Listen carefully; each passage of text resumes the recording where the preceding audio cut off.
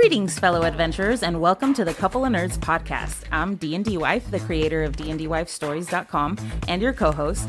Joining me is the man behind the screen, my brilliant dungeon master, and also my husband, Eguile. Say hi, Eguile. Hey everyone, excited to be here sharing our nerdy adventures with all of you.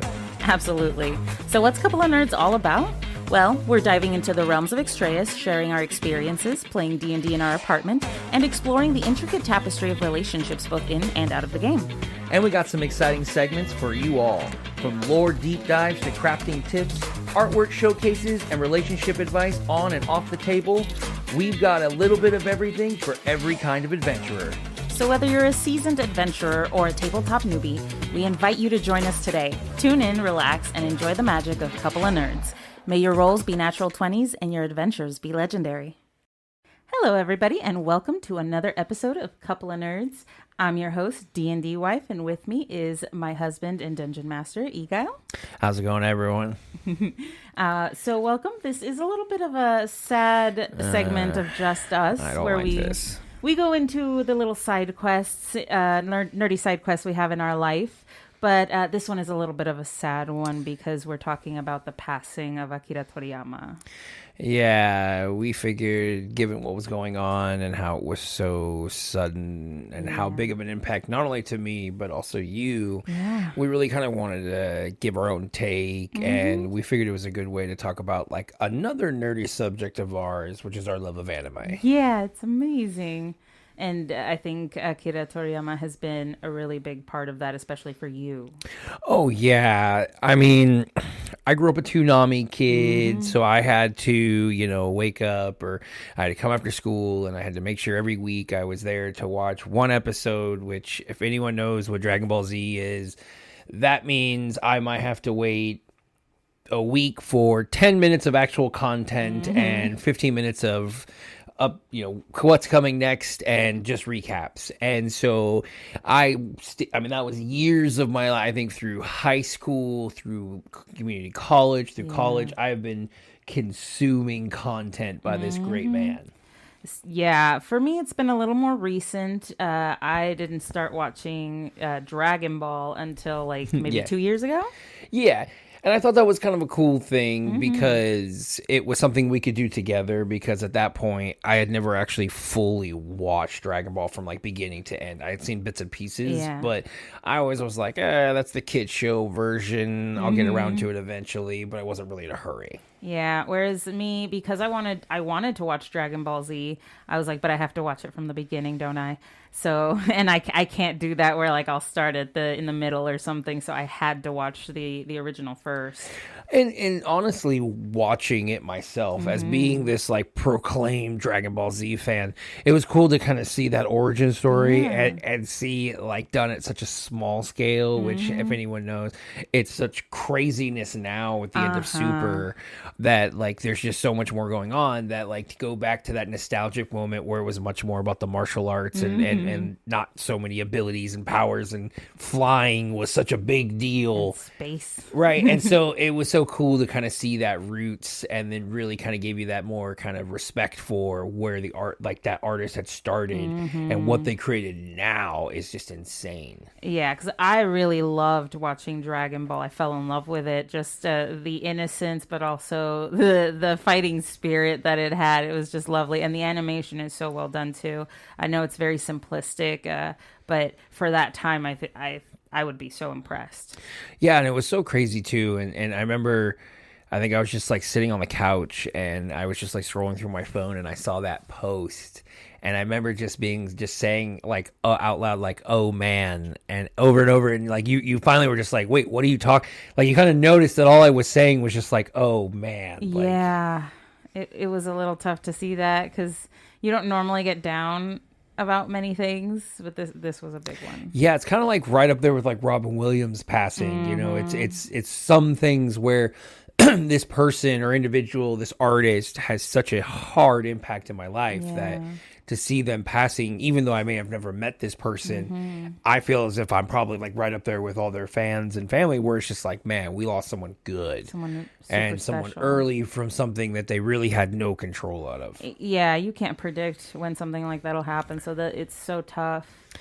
Yeah, so and then it was, you saw all over, the socials first where all these other artists were showing just how much they paid tribute or took what he had done and used that to make their future work, such as like Naruto and Bleach. It was really kind of cool to see everyone kind of stand up universally and kind of give salute and pay homage to such a great man who provided so many works of art for all of us to enjoy and what spawned a lot of the genre that we see now. Yeah, and it was sort of kind of, at least to the way I hear it, is it was really big in bringing anime to America.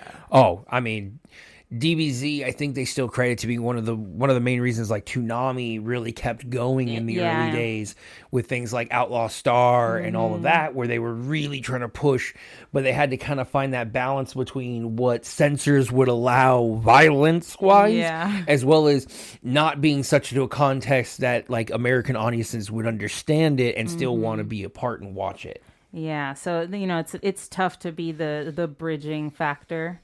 The piece that did that hard work. It's really tough to do that, and so I think we should give credit where credit's due. Oh yeah, obviously, hopefully he's in a better place now, and we know that his son probably will help keep his spirit alive, and we all can too with different alliterations that we will create for the characters in the future, and we'll probably still see Goku and and all that long in the future, but we'll always have the memory of his works and his original goals of making sure that everyone got to enjoy this medium as much as he did. And I like to think that we become immortal through our works, and he is so important and special to anime that in my opinion he will be immortalized forever as a sort of important person, a Hall of Famer, so to speak, for the anime industry. Yeah, and that's the big thing too, is like it really showed me too, like when I first started watching anime and I started watching things like Dragon Ball Z, Outlaw Star, Cowboy Bebop, it really kind of created like one sense of like, this is how anime was, especially in the early days. Yeah. But now, man, there are so many more genres that have now migrated to the United States that allow us to see a lot more unique styles of anime that isn't always just like people punching themselves in the face and all these violent aggression, screaming and yelling, but more things like, thought-provoking sci-fi dramas and comedies and slice of life that gave, especially a young me, kind of a hopeful understanding of Japanese culture, because I got to see these slice of life and see school and how they kind of carry on in life and be like, oh, that's so cool. Right. And I got that through watching just like anime that was just about people going to high school. And you really learn how the children interact over there. They have to clean up their schools and everything. Like, that's stuff I didn't know before I started watching anime. Right. And so like most people, assume, it's anime, it's going to be some intergalactic space aliens and some dimension. Fantasy. Yeah, but it really can be just about anything. And that's really what I love about the medium, is that you really can nowadays get any kind of storytelling you want. Yeah. In fact, one of my favorite genres is the slice of life genre, because it's just people going about their lives. Yeah, I think when I introduced you to the fact that was a genre, you were kind of shocked at first. Like, you didn't... It's like, why? I was like, no, it's called slice of life. It's literally like what would be soap operas in anime form. There's no magic a lot of times. It's just normal people living their regular lives. Sometimes they have relationships, sometimes they have jobs. Yeah, it's really interesting, because at first I was just like, but why? Like, I get filming live action people doing stuff and acting, because we do that already, but why take the time to animate normal people doing normal things? But then I started watching, and it was so enthralling. Like, just watching anime people cook anime food.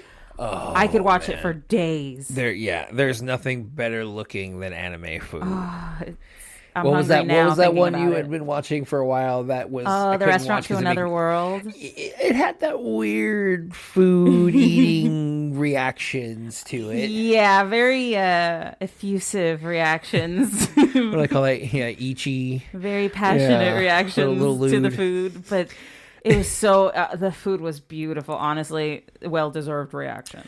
And it's cool too because you can find a lot of interesting stories from things that you think would be pretty benign. Like I remember when we were just scrolling through Crunchyroll looking for something to watch, and we found one that was, my roommate is a cat. Yeah, it was completely out of left field. I mean, it looked funny, it looked cute, the animation looked innocent, and we just started watching it. But man, was it a good one. I mean, at first I thought it was like some anthropomorphic cat that could talk or something, but nope, it's a regular cat who finds a human and they just move in. Yeah, but like the unique thing is you get the episode is split between the human's perspective and kind of hearing his internal monologue, and then the next half is the cat's internal monologue from still the perspective of a cat. This isn't a cat that's a human or a spirit. It's still a cat, so it doesn't know human things.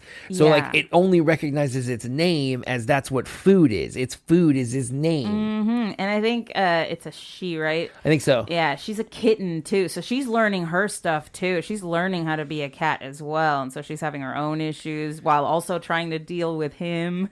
Right, and that's one of those ones where it's like it's so cutesy that's like outside of my realm. But then because we were like, hey, give it a try, we actually binged, I think, the whole thing across 2 days because we just wanted to keep watching, and it was so good. I just want more. Yeah, and that's kind of cool when you can go through and find these unexpected gems out of a kind of your normal, what you watch on a traditional sense, but you go and find something outside the norm. You might find something you never thought you liked. Like, I just recently started watching Bleach because you like it so much, so I wanted to know what was the big deal. I can't stop watching it. Like, I have a hard time sometimes with long running animes, but this one, I'm just in it all the way. Well, just to defend, in the world there was the big three. It was Naruto, it was Bleach, and it was One Piece. And kind of obviously Naruto, One Piece were the big contenders. They were the ones, but no one really liked Bleach. Yeah. But I always loved it. I thought it was cool. I mean, there was a voice of a Power Ranger playing one of the characters. Oh, I didn't know that. Yeah, Johnny Young Bosch. Oh. So it's really nice and cool. But like, I'm so excited when they announced the 1,000-Year Blood War because it was like, wow, okay, finally get something that I liked that was shut down in the early 2000s. So it was so great to finally see some new content. In like a decade or two. Oh, yeah, and it was worth every bit of the wait. Oh, yeah. So tell me a few of like your most favorite animes of all time. Give me like 5. For me, it's really tough because I remember when, and this is gonna date me, is when Netflix was still giving DVDs, and I had a 5 per time system, and I was just watching DVDs all I could, watching anime, everything I get a hold of. So I've watched so many that it's hard to narrow it down to specifics. I mean, there are certain ones that I can just watch all the time, and that's like Dragon Ball Z, Super, all of that kind of some of the like ones that I'm just like very close to are ones like Outlaw Star, the original reboot way back in the day, which was a 3D anime in the early days of bringing animation into that. And then the other series would probably be like the Gundam series, and that's a and that's a major one. So it's less of like anime specifically, and more like series that I really enjoy. Obviously the Bleach series, but really I just love anime in general. And I like to see cool stories, unique stories, and I really like that because it's so variable. If I want to laugh, if I want to be suspensed, or if I want to try to follow this war or something, I could find it in any different version. Now, I mean, I know I have this problem of like, I got so much to weigh against. I know you relatively, through my helping, have dove into the anime world as well. So what do you think are some of the favorites that you've seen so far? So I'm a little different because I didn't watch from a kid like no, you. You didn't. I think the earliest was when I was a teenager. I was like 15 or 16. I finally was able to start watching like Inuyasha. That was one of like the first true animes. Toonami. I mean, unless you count like Pokemon and Yu-Gi-Oh when I was like younger. Yeah, they sort of count. I think a lot of people's like Pokemon, Digimon. Like I was a Digimon kid. But Inuyasha's one that I like started watching in sequence, and so it was fun. I liked it. It was crazy. I still haven't finished watching it all the way, to be honest. It's a lot of content. One of my possibly favorites now that I've gotten the chance to watch a lot more is Gurren Lagann. It's one of the first ones that I watched at your recommendation. Yeah. And it's probably one of the first ones we watched together. Yeah. I love it so much. It's not just the animation style, it's the story, it's the characters that I just love. It's the loss that really makes it so much more poignant, and you kind of understand why it needs to be there for a one season kind of one puncher. Right, and it's also one of those crazy ones where like you start and they have no sense of technology. They live underground. To the end, they've created universe-defying robots that are the size of galaxies, and it's like and can throw galaxies in one season, and they're able to do that. Like, and that one always will be a big one for you and I. It was amazing. I loved watching it. It's one that I like you. I can rewatch over and over again, and I will never get tired of it. Not ever. I think a recent one, a couple of recent ones that I really, really love are My Dress Up Darling and I like Spy that. X Family. Dress Up Darling. I remember when we first started watching, I was like, I'll watch it with you because it's something we can watch together. But I won't lie, I really like it too. It was so much fun. It's out of left field. You don't expect it. You think it's gonna be like the regular rom-com kind of thing.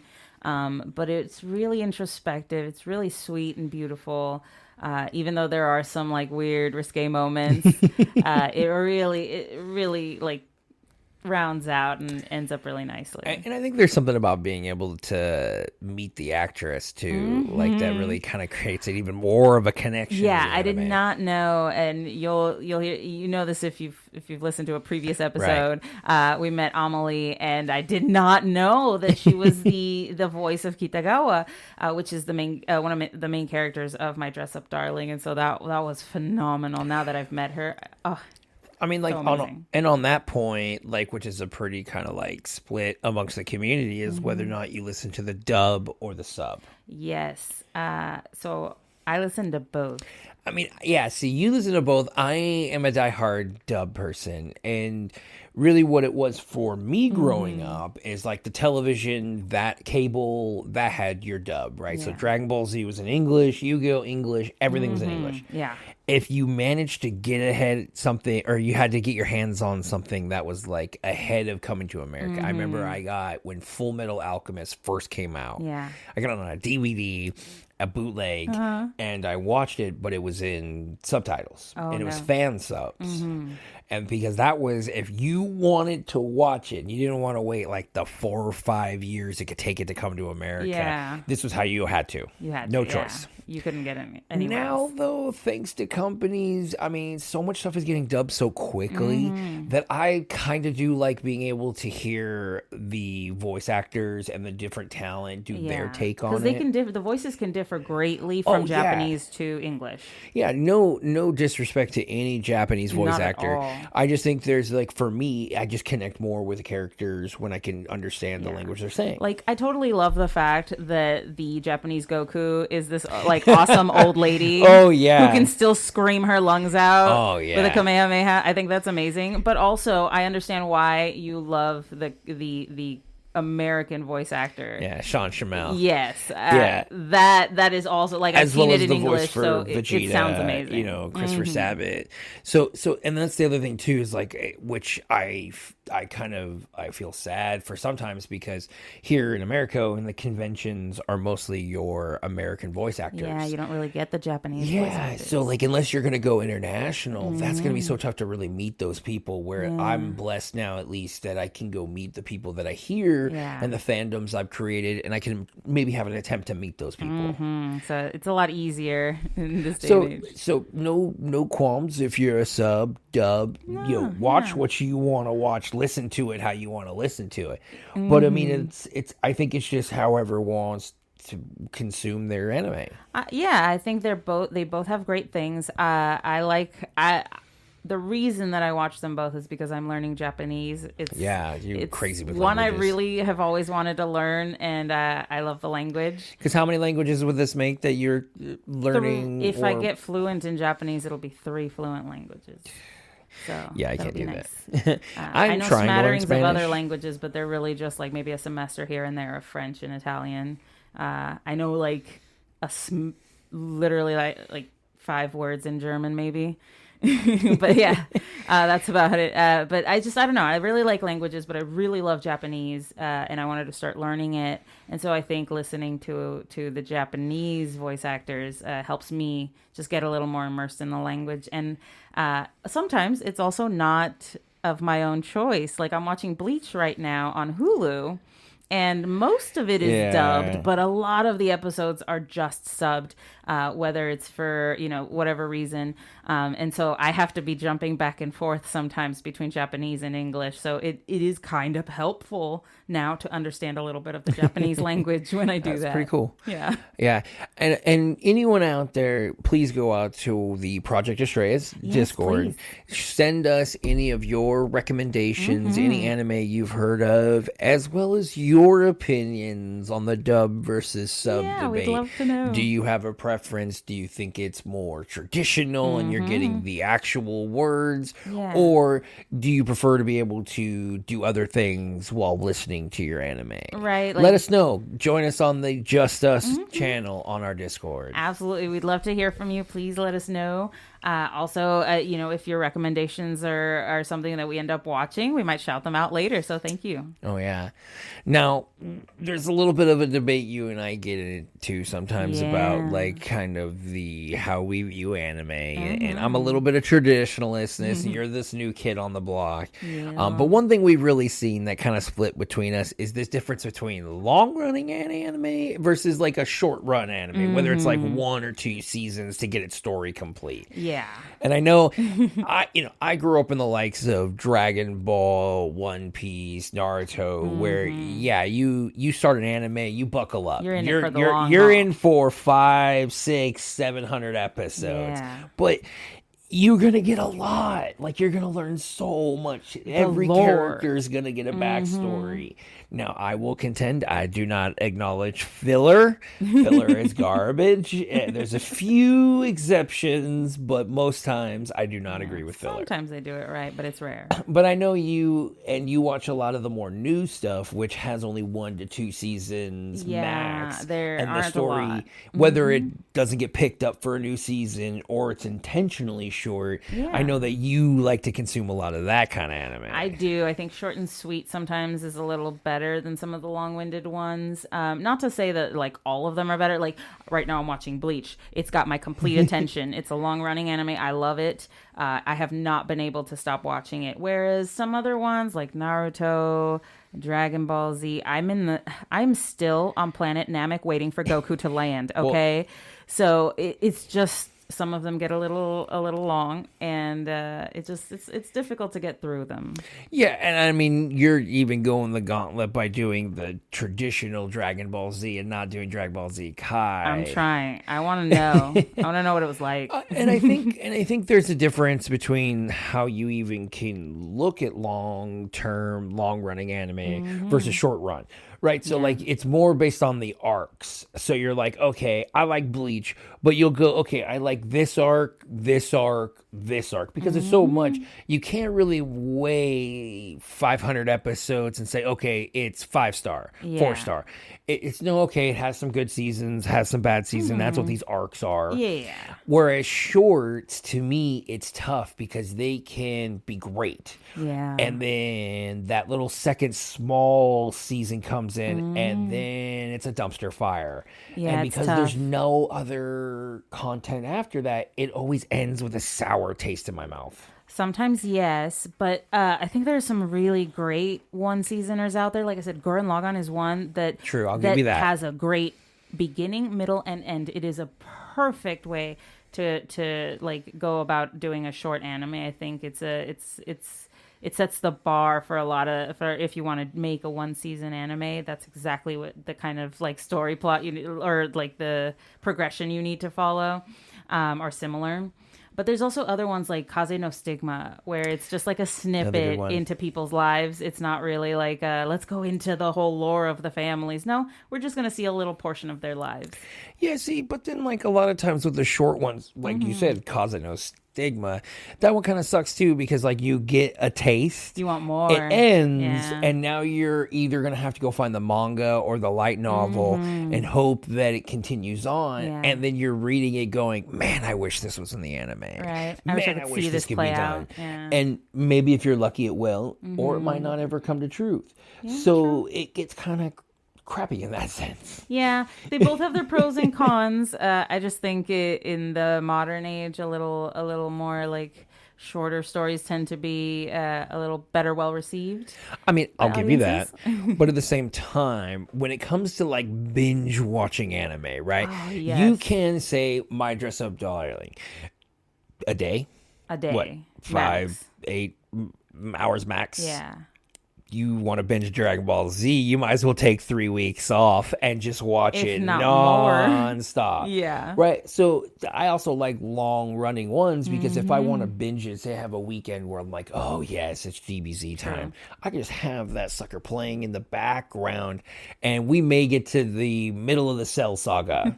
It won't even be close to finishing. But see, I can't do that. I can't just leave it playing in the background. If it's an anime I want to watch, I want to sit there and watch it. True. I guess when I do that with anime I've seen before, it's so in my head that I can just listen and kind of half watch, and I'm still watching it in my head. I'm watching all these for the first time, so I want to know what happens, when you miss something on the screen and it's your first time, you don't know you've missed it. So you can miss something super important and not even know it. Yeah, and I agree because it also comes down to like the whole, in the early days, I had to wait. So you had to wait a week for one episode. And nowadays, it's here's the whole season in one shot. The anime's out. Here's everything. Yeah. You might have to wait a little bit for the dub, but generally speaking, the episode's just coming out. On it, yeah. Right. And I think that's what's also changed up, like the difference between long form and short form is that because now you're getting the whole season, it's kind of, well, now it's super short because you can binge it right now. Yeah. I think if it was different back in the old days and they're like, okay, you're going to get this on this consistent 1 week basis, I think people wouldn't mind much more long form anime. No, and definitely, I think it is a mark of the times. I think it's a lot easier to get away with long form content when it's spaced out that way. And so you can get away with making it a little more like long-winded in terms of the episodes because you got to wait a week. Yeah. So that's why Naruto and Dragon Ball Z are a little difficult at the beginning just because you're taking forever to get through things. Yeah, and I get that too because like one of the issues I always have with long form is when you're watching something and the anime takes this like polar shift, all of a sudden storylines that come out of nowhere and you start to realize, oh crap, it's filler. Yeah. And it has no connection to the original artist. Sometimes it's completely out of the blue. Yeah, it's a whole animation, like different animation studio almost. So I think sometimes that kind of shows because a lot of times those are made because they haven't enough content to keep making the anime. So rather than wait, they'll put in some filler just to make that happen. So I think that's also what's happening now is that we're much more willing to wait. And so they don't have to throw so much filler at us. They can just go, okay, hey, here's the first season. It's going to take us a while for the second season, but hopefully it's good enough that it'll hold up. Yeah. Or we can give you a bunch of bullshit and you can listen to it and go forward. I'd rather take waiting a little bit. Yeah, I get that. There are some, I think, like Kill la Kill, for example, that are really great little one-liners as well.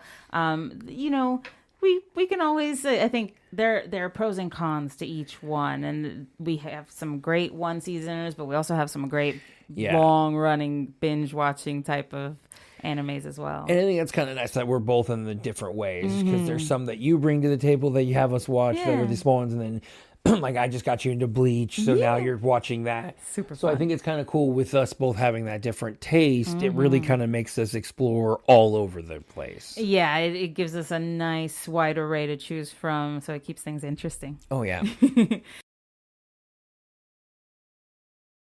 Yeah, but the main thing is that like there really is just an anime for everyone. It doesn't matter if you want crazy nonstop action, romance, slice of life. You can find just about anything. Yeah, really, there are so many to choose from.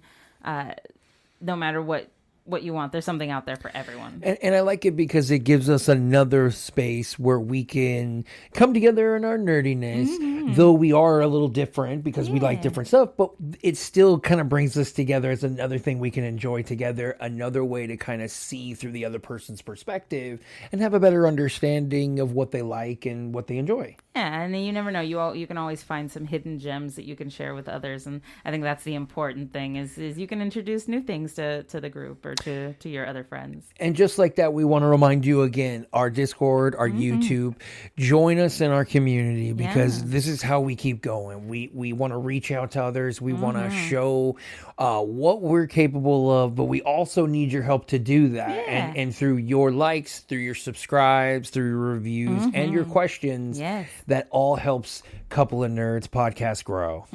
Give us a comment. Let us know what you think. We'd love to hear from you. And thank you so much for joining us tonight. We really appreciate it. We hope you find us on our socials or on the comments for this episode and let us know what you think. Hope you guys have a great night. And once again, we hope that he rests in peace. Yes. And that concludes today's journey through the realm of Couple of Nerds. We hope you had a blast exploring the intricate world of Extraeus. Don't miss out on the visual extravaganza over at our YouTube page at Couple of Nerds Podcast. It's where the magic comes to life with exclusive video segments, art previews, and a peek behind the curtain. Dive deeper into our adventures by visiting DnDWifeStories.com, your haven for all our podcast transcripts and a treasure trove of content dedicated to the captivating universe of Extraeus. Your unwavering support is our greatest treasure. Take a moment to weave your thoughts into a review and hit that subscribe button for an enchanting journey with Couple of Nerds. Join us beyond the podcast in the Extraeus Project Discord. Connect with us, the creators, and even the travelers themselves. Witness the magic unfold in live drawing streams, game alongside us, and step into our digital tavern, the Bard's Haven. Share your stories and characters with fellow adventurers. Visit DnDWifeStories.com for the link to join our vibrant community. Stay tuned for more tales, more laughs, and more insight into the world of tabletop gaming. Until then, may your dice be kind, your campaigns epic, and your adventures legendary.